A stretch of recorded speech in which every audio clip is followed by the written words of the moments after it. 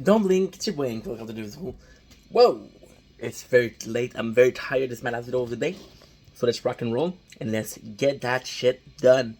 We are gonna be recapping One Piece, episode, from 10 to 12. So, the 10 is super simple.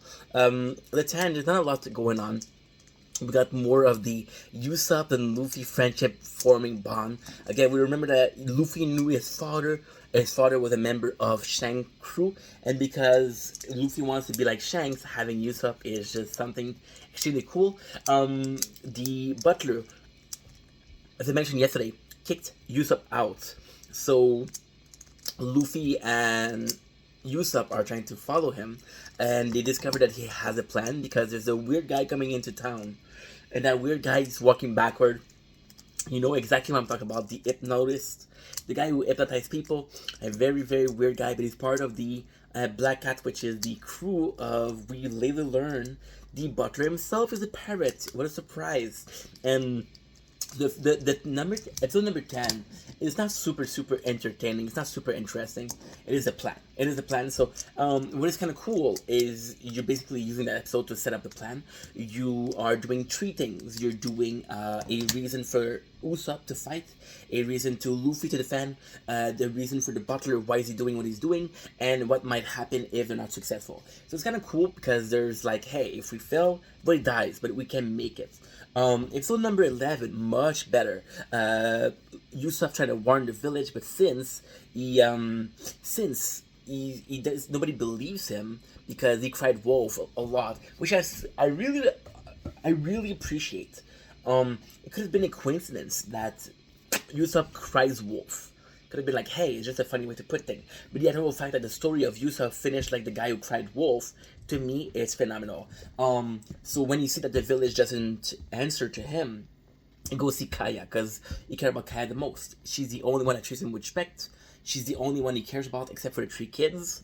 And she pushed him away, which really hurt his feeling, Usopp feeling. It really pushes him, and it's. I'm gonna be honest. I'm gonna be very honest. I do like Luffy. I do like Zoro a lot, but at the moment with simply those episodes, Usopp is my favorite because Usopp see how much he hurt Kaya.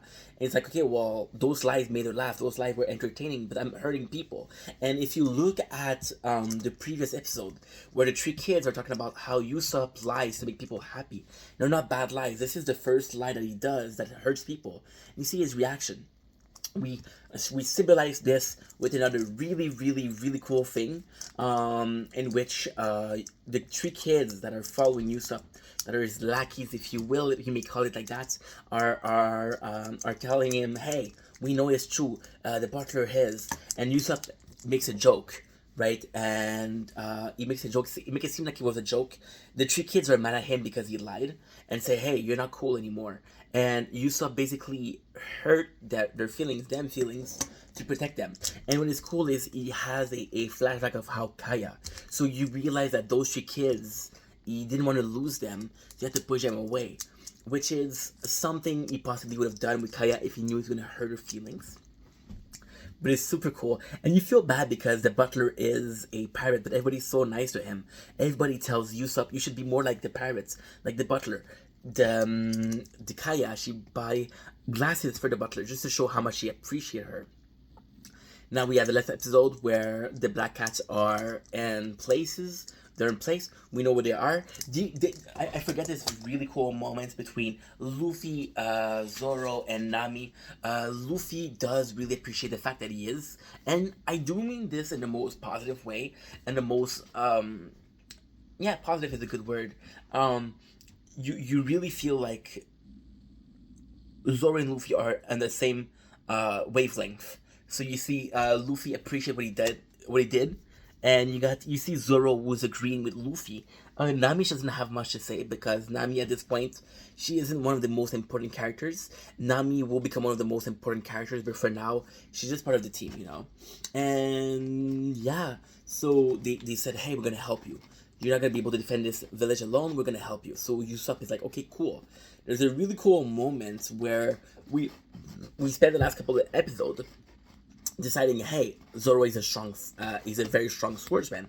Luffy is very strong, so they enunciate the strength. Luffy says he's super strong. You got Zoro who said he has a very good sword skills. Nami said, I'll steal their treasure, and Usopp is, I'm good at lying. But at the end of the day, Usopp actually ends up being super helpful because he does put in some trap, and yeah. So we now know that the butler is a bad guy. He attacks one of the servants of Kaya.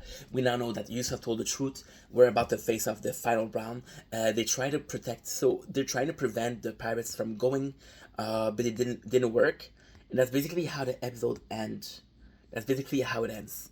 So super good episode, super good treat episode. It does set up the final fight between Luffy's crew and the Black Cat's crew. At times it does feel a bit longer, but you have to realize that so far what we had was one episode Alvira, two episode Marine, two episode Buggy. So yeah, this is the very first arc, and the next one I think is the Barathi, but I'm not sure. Anywho, know that I love you guys. Take it easy. Peace.